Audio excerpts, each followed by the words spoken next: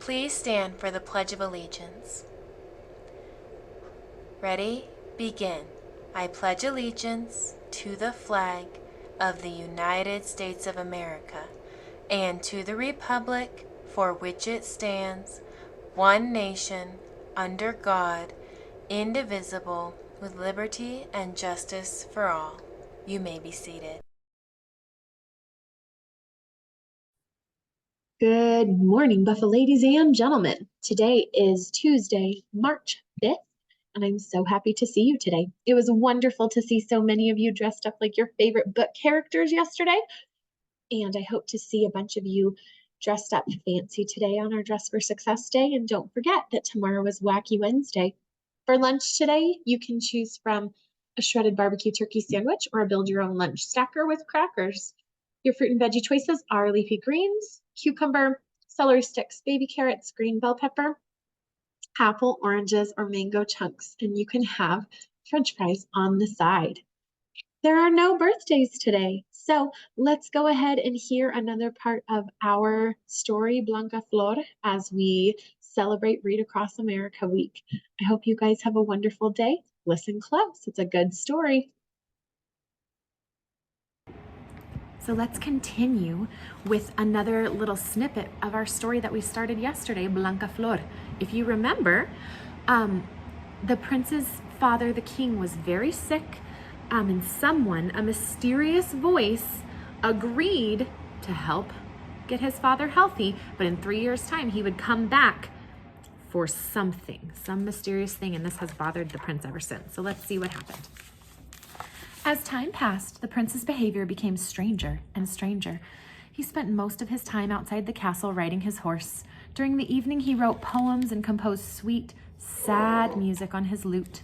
Finally, one morning, exactly 1 month before the 3 years had gone by from the day on which he heard the mysterious voice, he set out on his journey.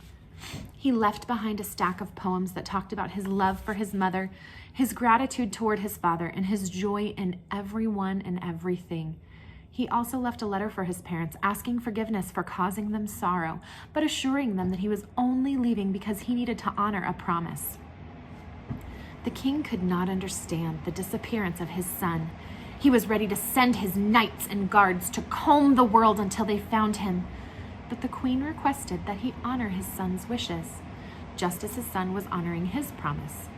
Inside her mother's heart, she sensed a connection between her husband's healing and her son's departure. So she kind of knows what's going on. Young Prince Alfonso rode for many days, eating sparingly of the food he had taken with him.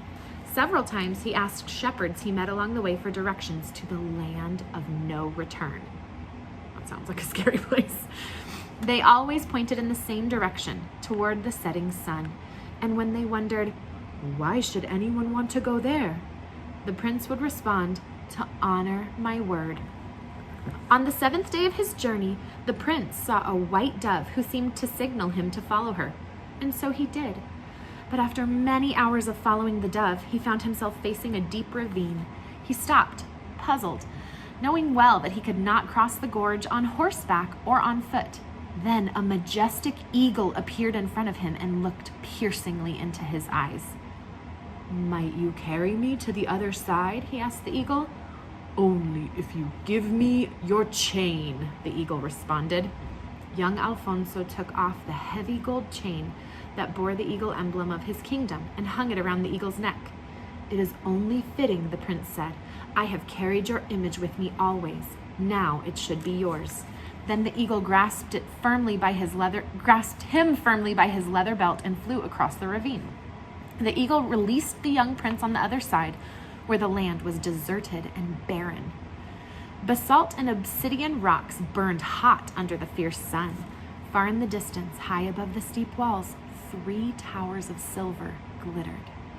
Alfonso had just taken a few steps toward the towers when he was stopped by a thundering voice. Who dares step on my land? I am here to honor my promise, the young prince answered. Then that is as it should be, the voice replied. And to reward you, I will give you an opportunity to win your life back. If you fulfill 3 tasks that I ask of you, you will stay here and marry one of my 3 daughters. But if you do not complete the tasks, you will be food for my hounds." Alfonso took a deep breath. Squaring his shoulders and steadying his voice, he asked, "What would you like me to do?" We'll stop right there and find out tomorrow what it is that he would like him to do. Make some predictions, turn to someone near you and think, what do you think he's going to have to do to earn his life back? We'll see you tomorrow. Have a wonderful day.